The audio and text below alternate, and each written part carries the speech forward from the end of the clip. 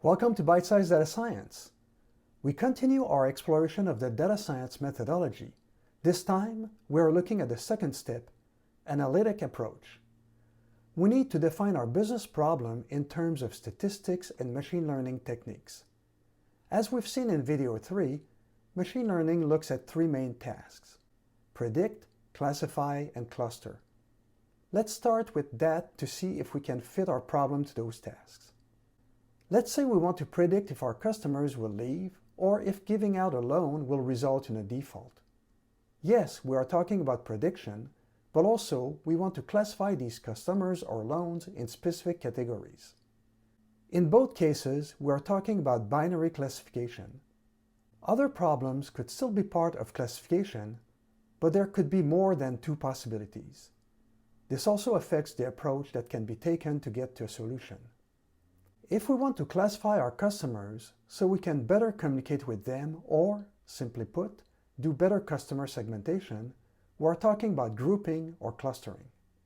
One advantage of grouping problems is that it is usually done with what we call unsupervised learning.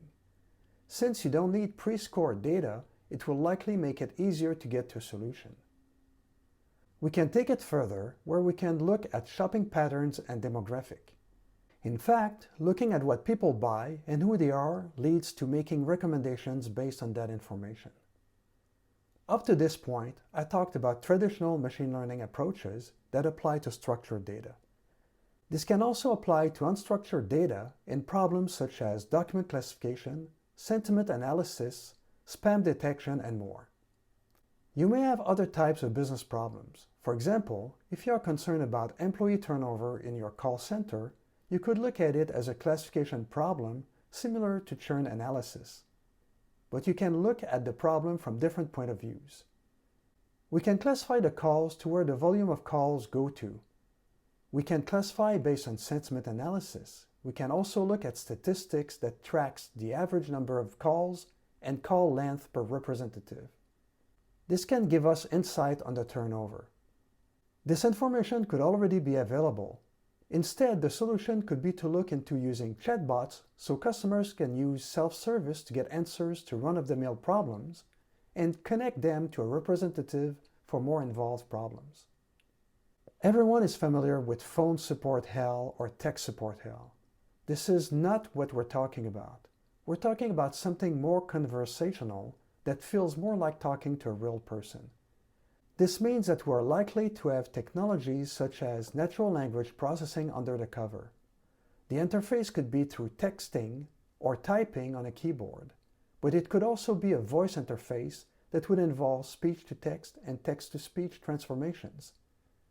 The chatbot interface could even interface with other applications that could be infused with other AI capabilities.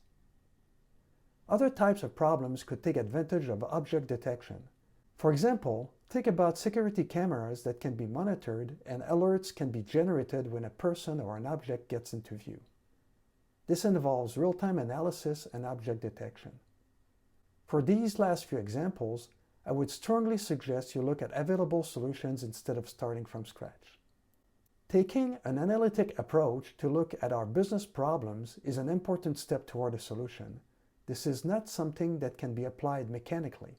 It requires an open mind, brainstorming, and imagination. Solving problems always requires creativity.